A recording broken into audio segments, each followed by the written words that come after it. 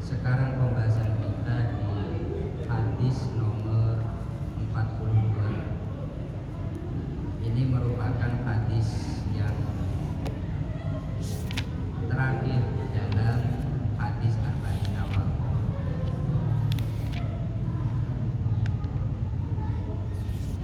Al-hadisu asani wal arba'una, hadis nomor 42. Sa'atu maghfiratillahi azza wa jalla, luasnya ampunan Allah subhanahu wa ta'ala. An Anas radhiyallahu anhu qala, hadis yang diriwayatkan oleh sahabat Anas, bahwasanya sahabat Anas itu berkata, sami'tu Rasulullah yaqul, saya mendengar Rasulullah beliau bersabda, qala Allah ta'ala, bahwasanya Allah berfirman, ya ibna Adam,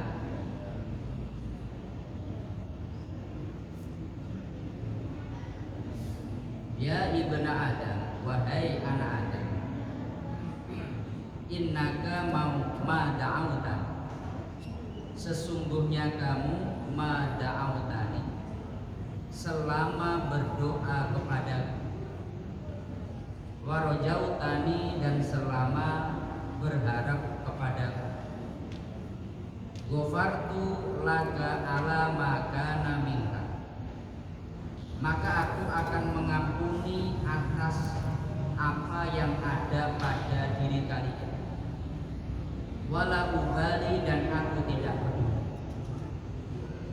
Ya ibna Adam, wahai anak Adam, lau balagat dunubuka ananas sama, seandainya saja dosa-dosa kalian itu meliputi cakrawala di langit, sumas taghfartan, kemudian kalian memohon ampun kepadaku, ghafartu laka, maka aku akan mengampuni kalian.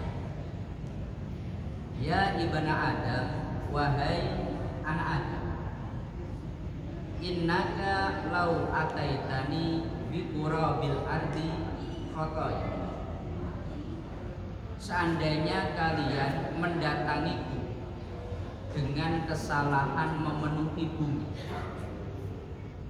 summa lakitani la tusyriku bi syai'a, kemudian kalian bertemu denganku dan kalian tidak memusyrikkan aku dengan apapun atau mensekutukan aku dengan apapun, la ataituka bi qurabiha maghfiratan, maka aku akan mendatangi kalian dengan ampunan meliputi seluruh muka bumi.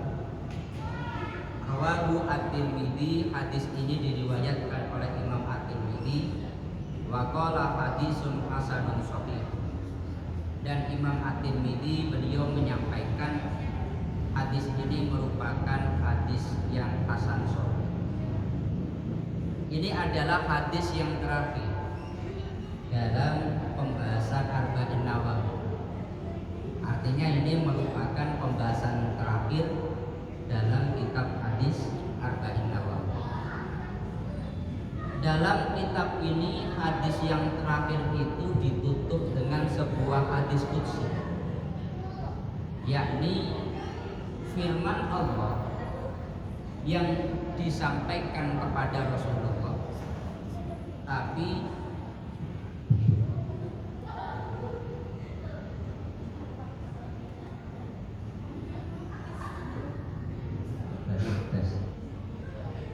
yakni firman Allah yang disampaikan kepada Rasulullah tapi tidak menjadi bagian dari Al-Quran. Jadi Rasulullah itu beliau menceritakan bahwa Allah berfirman demikian. Firman Allah itu bagaimana? Allah bersabda, Allah berfirman, wahai anak Adam, selama kalian mau berdoa kepadaku yakni Allah, berharap kepadaku yakni Allah, ghafartu laka ala maka minka wala ubali, maka aku akan mengampuni semua dosa kalian. Apapun itu dosanya, aku tidak peduli. Selama berharap kepada Allah dan mau berdoa kepada Allah, maka pasti akan diampuni. Maka ini menjadi sebuah hadis yang sangat penting sekali untuk kita pahami dalam rangka kita mengharap ampunan dari Allah Subhanahu wa ta'ala. Bahkan dilanjutkan, ya ibna Adam lau balagot dunubuka ananas sama'i summastaghfartani ghafartu laka.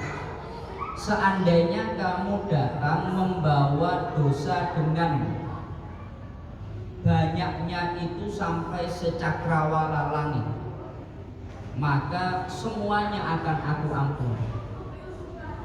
Dan Allah nggak peduli, udah pokoknya mau minta ampun, mau berdoa, mau berharap kepada Allah, maka Allah akan mengampuni. Innaka law ataitani bi qurabil ardi khataya summa laqitani la tusyriku bi syai'an la ataituka bi qurabiha maghfiratan.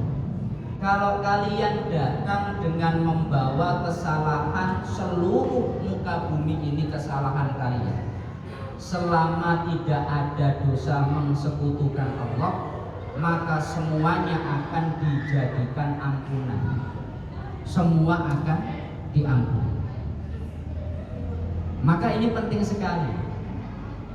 Orang itu kadang dampak daripada dia itu melakukan dosa besar atau bahkan dia melakukan sebuah maksiat, dia itu kadang tidak yakin bahwa Allah itu maha mengampuni dosa. Orang tobat itu harus memakai aturan, jangan hanya mengandalkan perasaan. Maksudnya begini, kadang ada orang dia tuh memiliki sebuah kesalahan, kemudian dia itu tobat, tapi kadang itu dia masih trauma, kesalahan itu masih terus menghantui dia terus. Akhirnya dia tobat lagi, kesalahan itu masih ada dalam benaknya, akhirnya dia tobat lagi. Ini kalau dalam pandangan ulama-ulama tasawuf, orang seperti itu adalah orang yang kurang ajar. Kenapa kok kurang ajar? Karena ketika dia melakukan dosa, kemudian dia taubat, kemudian dia merasa dosanya itu belum diampuni, akhirnya tobat lagi, akhirnya tobat lagi, akhirnya tobat lagi. Menurut perasaan dia dengan taubat itu baik, tapi ini cara yang salah, karena di sisi lain orang ini dia melecehkan Allah yang maha mengampuni dosa. Jelas ya Pak ya? Itu orang kalau taubat hanya mengandalkan perasaan. Makanya taubat itu juga harus diterapkan ilmunya. Ketika kita memiliki sekian banyak dosa, selama kita itu mau bertobat, Allah akan mengampuni dosa kita.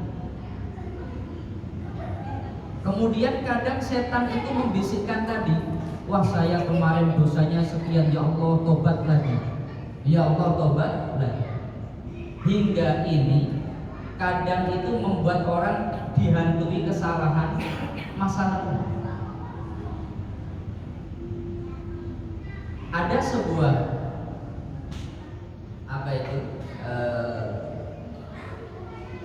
hadis yang masyhur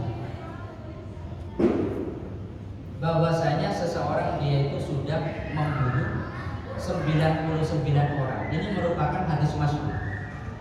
Dalam Sahih Bukhari disebutkan, dalam hadis-hadis yang lain juga disebutkan. karena dia sudah membunuh 99 orang, maka dia itu ingin tobat.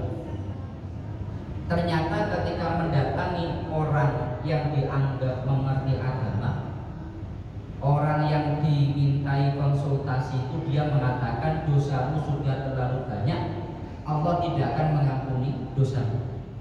Udah, akhirnya dia membunuh orang tadi. Yang dibunuh itu pas sekarang 100. Setelah itu dia tapi ingin tetap tobat, maka dia mendatangi salah seorang ulama. Kemudian ulama itu mengatakan, oh kalau kamu mau bertobat, dosa sebesar apapun Allah akan mengampuni, tapi ada syaratnya. Ya, ada syarat. Syaratnya satu, kamu pindahlah dari tempat di mana kamu tinggal. Kamu itu tinggal di tempat yang sangat banyak maksiatnya. Kalau kamu tobat sekarang, besok kamu diajak teman kembali lagi, maka pindahlah. Maka orang tadi itu dia pindah dalam rangka niat mau bertobat. Ini belum tobat ini, tapi sudah sesuai caranya. Di tengah jalan orang ini wafat. Ketika wafat itu terjadi perdebatan keras antara malaikat azab dengan malaikat rahmat. Malaikat azab menganggap bahwa orang ini gak punya kebaikan sekecil apapun, yang ada hanya dosa. Tapi malaikat rahmat melihat niatan taubat dia itu sudah menjadi satu perkara yang luar biasa besar. Ditimbang ternyata sama. Ya, ditimbang ini masih belum tobat, masih niatan tobat. Dosa yang sekian banyaknya dengan niatan tobat ditimbang ternyata sama.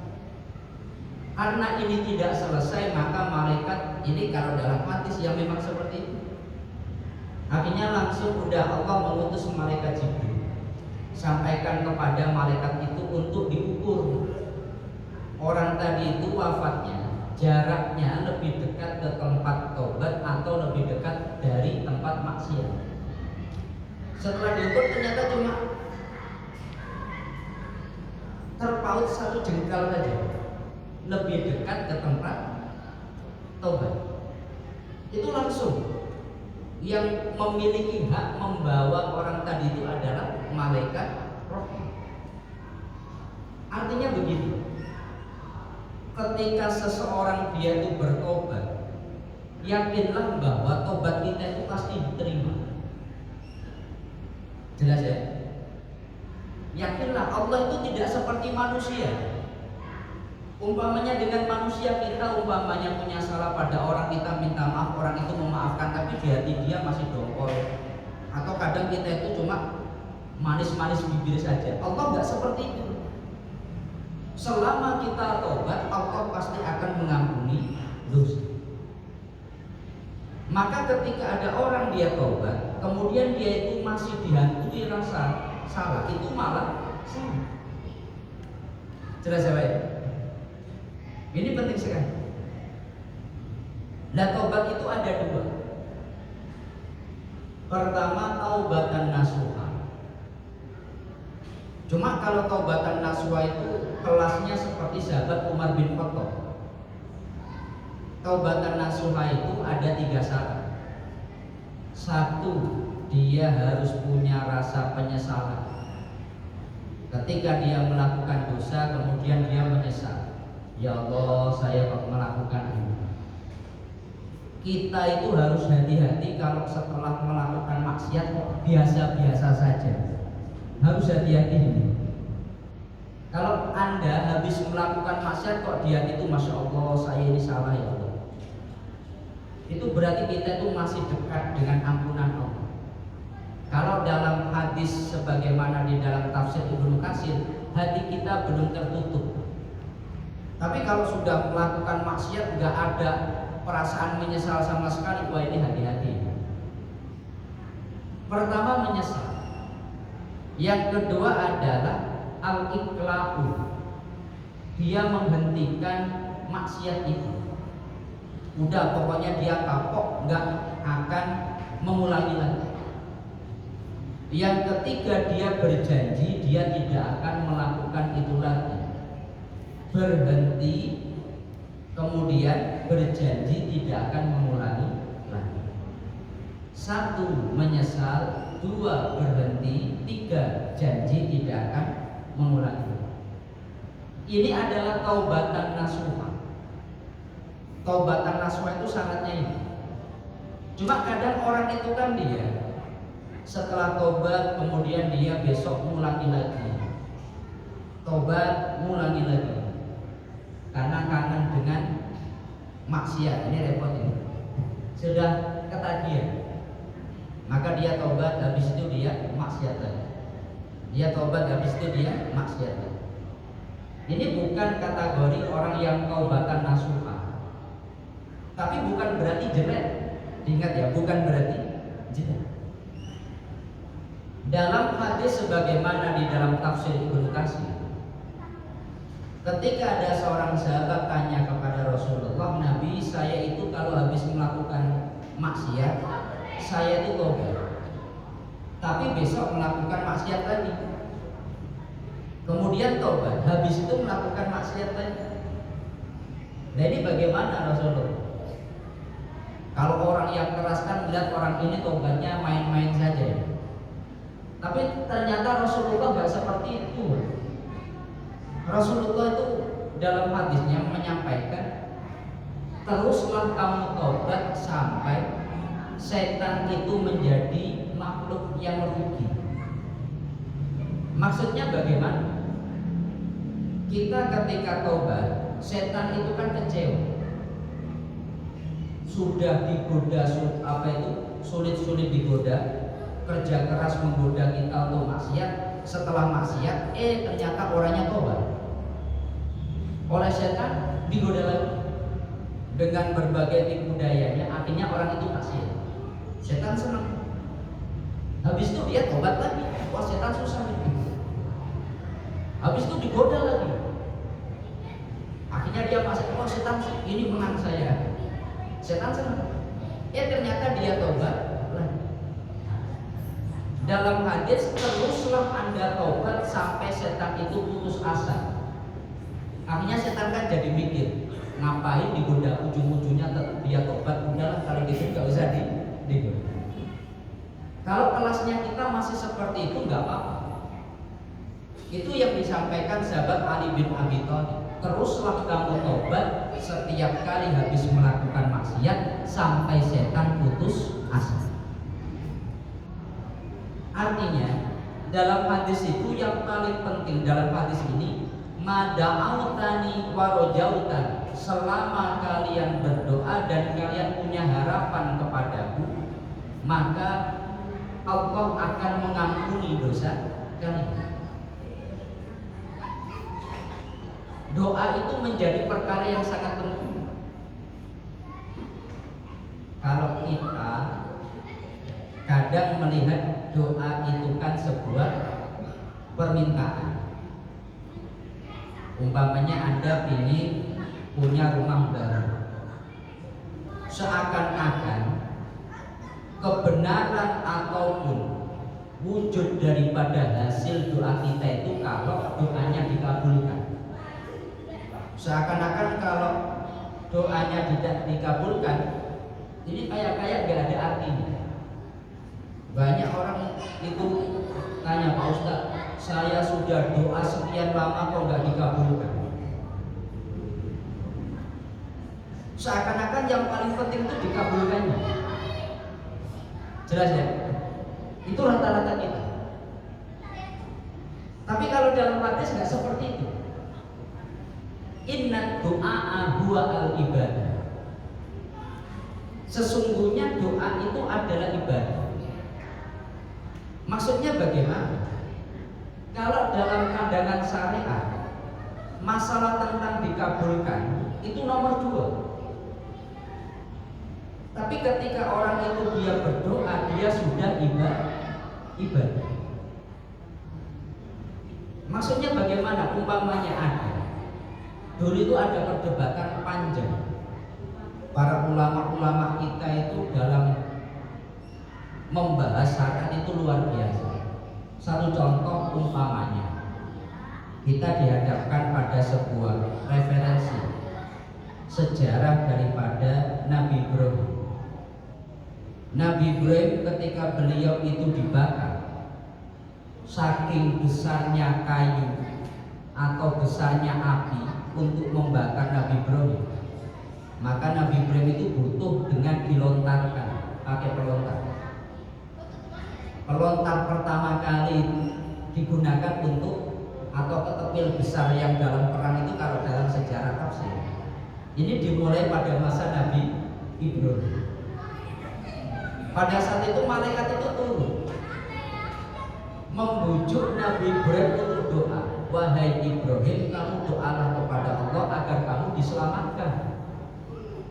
Jelas ya? Tapi Nabi Ibrahim itu beliau nggak mau doa. Nabi Ibrahim itu karena beliau memiliki sebuah keimanan, alimahu bihali yubni an su'ali. Allah kan sudah tahu keadaanku, maka dengan tahunya Allah dengan keadaanku, maka itu sudah cukup. Apa yang aku butuhkan Allah Maha tahu. Nggak perlu menyebutkan karena Allah Maha tahu. Ketika Nabi Ibrahim dilemparkan ke api, itu Nabi Ibrahim nggak doa, dia prinsipnya alimahu bihali yubni an su'ali. Allah Maha tahu keadaanku, maka itu sudah mencukupi daripada permintaanku. Udah, Allah kan ngerti kalau bahasa kita gitu.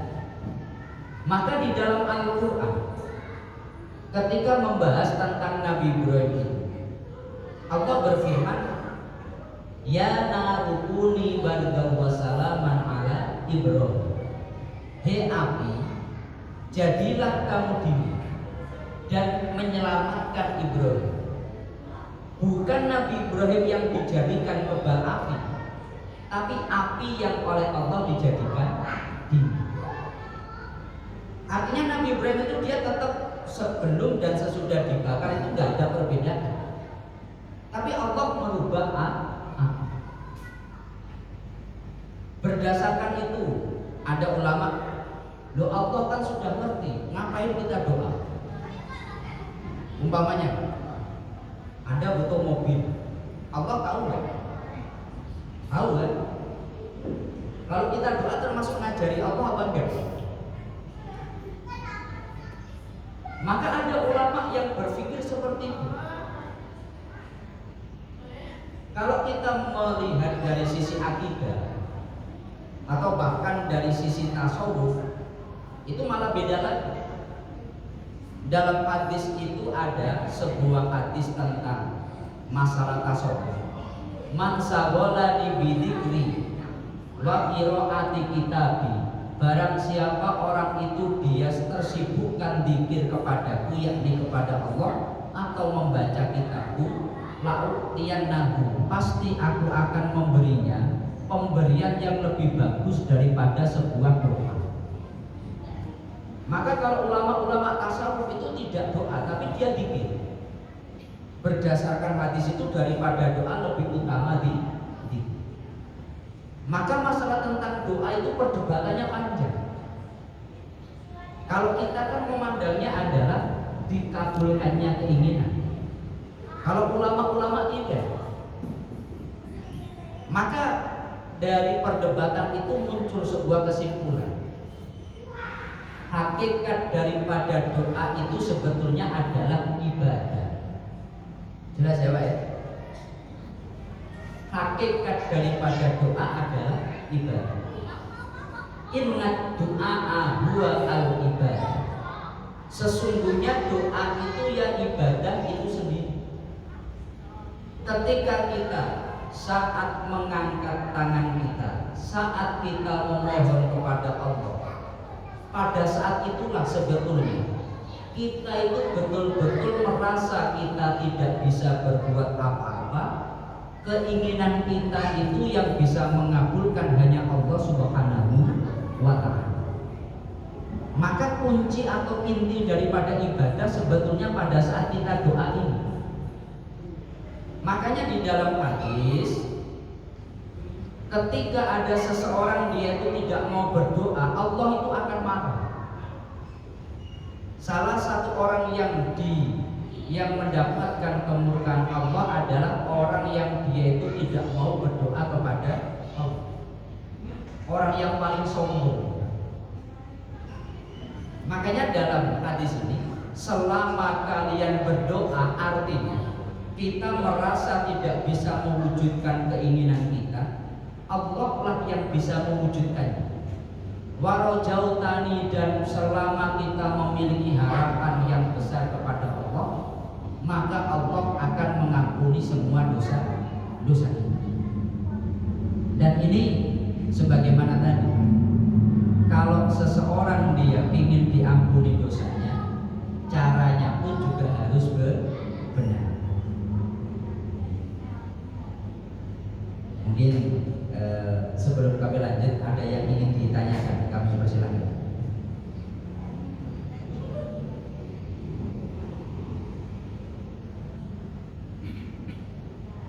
Tidak ada?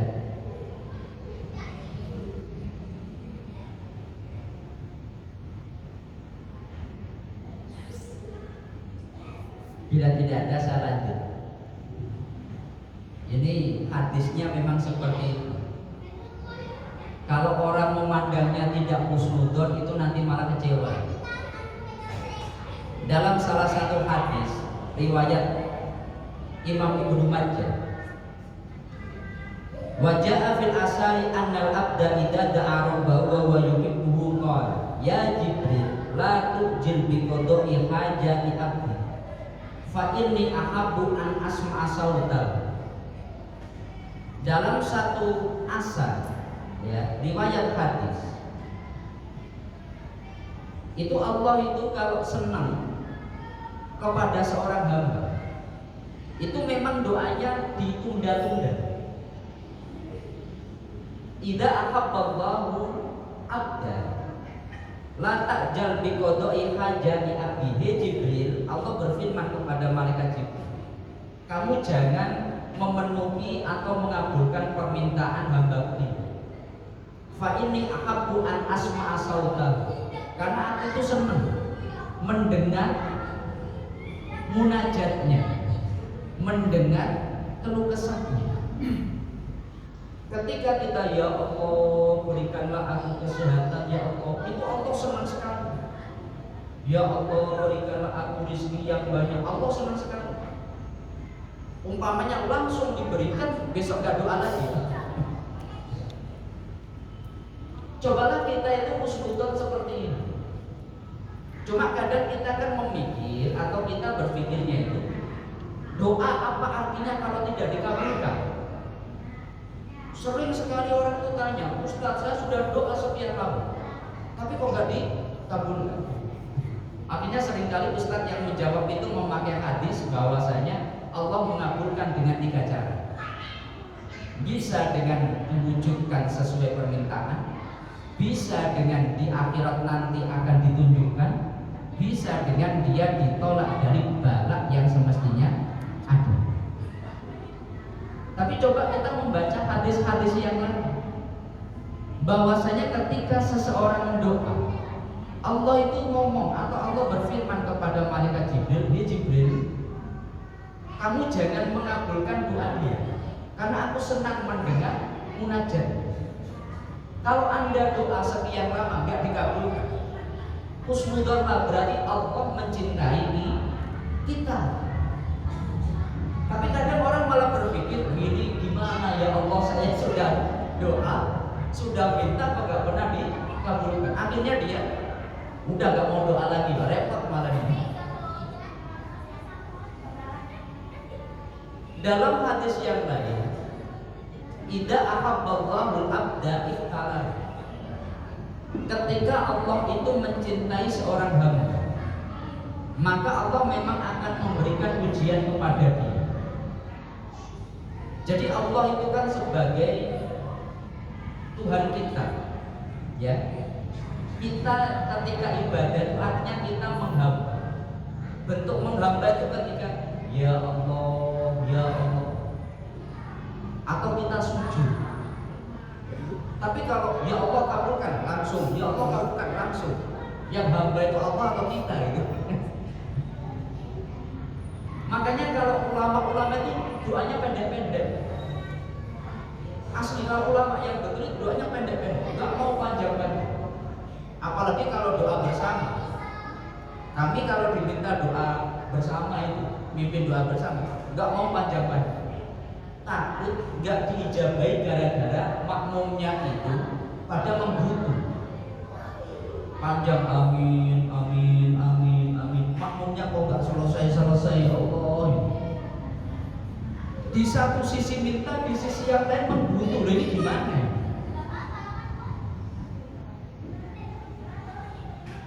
Kalau imamnya sudah robbana, akhirnya makmumnya amin semakin, wah ini mau selesai.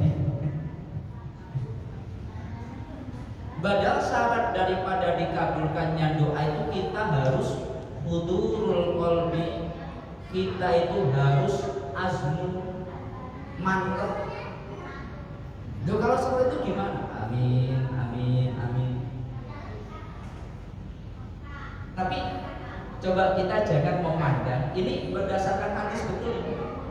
Jangan memandang ketika kita doa itu sebatas kita meminta kemudian berhasilnya doa itu saat dikabulkan, tidak.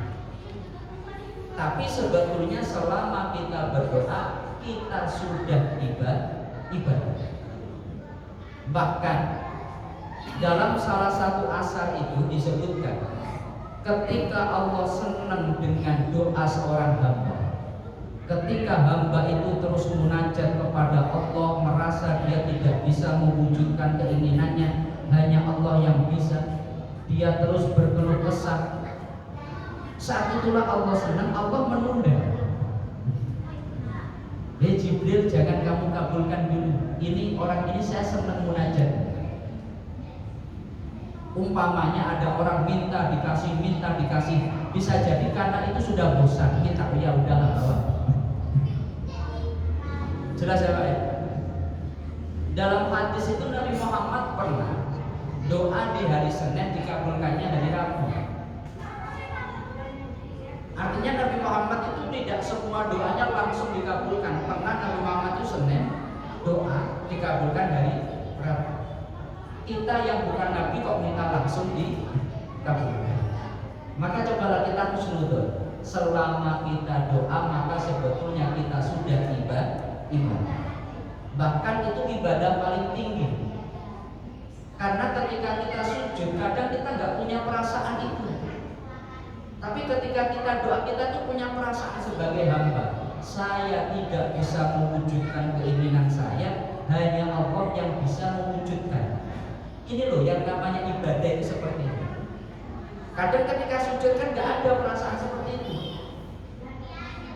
Makanya kenapa di dalam hadis disebutkan ad-du'a mukul ibadah. Doa itu adalah substansi daripada keseluruhan ibadah. Semua ibadah itu hakikatnya kita menghamba kepada Allah. Nah dalam doa itu betul-betul tampak. Saat kita merasa nggak bisa, Allah lah yang bisa. Saat kita memohon kepada Allah. Makanya kalau para ulama itu masalah dikabulkan nomor 2. Yang penting doa. Loh, kalau kita kan enggak minta rumah, yang penting rumahnya, doanya ini umpamanya nggak dikabulkan, merasa nggak ada guna. Nah ini makanya marilah kita husnudon dengan doa kita. Kenapa? Setiap kali kita memohon kepada Allah itu adalah ibadah. Bahkan ketika tidak dikabulkan bisa jadi itu tanda Allah mencintai kita. Jelas ya?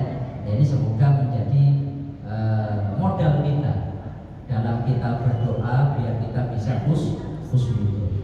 Kadang orang kenapa doanya lemes karena putus asa. Sekian lama doa nggak dikabulkan, lemes. Padahal itu tanda Allah mencintai dia. Jelas ya? Al-Fatihah.